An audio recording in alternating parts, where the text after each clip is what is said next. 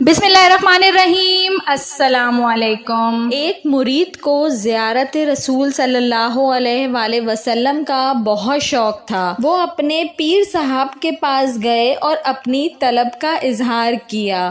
پیر صاحب نے کہا، ٹھیک ہے، میں تمہیں زیارت کا نسخہ کیمیا سمجھا دوں گا، لیکن اس کے لیے 2 دن کا وقت درکار ہوگا، لہٰذا 2 دن تک تم نے ایسے ہی کرنا ہے جیسے میں کہوں۔ مرید جو کہ حکم کا غلام تھا راضی ہو گیا۔ پیر صاحب نے فرمایا کہ کل رات کا کھانا آپ نے میری طرف کھانا ہے، میری طرف سے آپ کی دعوت ہے، اور کرنا یہ ہے کہ ابھی سے لے کر کل رات تک بلکہ پرسوں صبح تک تم نے پانی نہیں پینا ہے، باقی کھانا کھاؤ بے شک۔ مرید وعدہ کر کے چلا گیا۔ وہ پورا دن اور اگلی شام تک مرید نے وعدے کے مطابق پانی نہیں پیا۔ بہت پیاس لگی لیکن برداشت کیا اور صبر کیا، لیکن ہر وقت پانی پینے کا خیال اور طلب ذہن میں رہی۔ شام کو وہ اپنے پیر صاحب کے گھر کھانے پر پہنچ گیا۔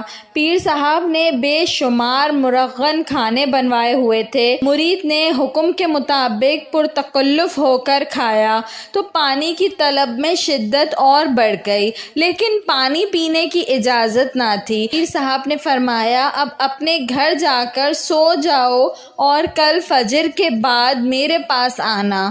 مرید چلا گیا اور اگلی صبح جب مرشد کے پاس حاضر ہوا تو پیر صاحب نے پوچھا، بیٹا رات خواب میں کیا دیکھا؟ مرید نے عرض کی، حضور ہر طرف پانی ہی پانی دیکھتا رہا ہوں ساری رات۔ پیر صاحب نے شفقت فرمائی اور مرید کو پانی پلا کر سیر کیا، پھر فرمایا، دیکھو بیٹا، جس چیز کی طلب ہمارے اندر شدت اختیار کر جائے کہ ہر وقت ذہن اور سوچ میں بھی وہی چیز ہو تو پھر وہی کچھ خواب میں بھی نظر آتا ہے۔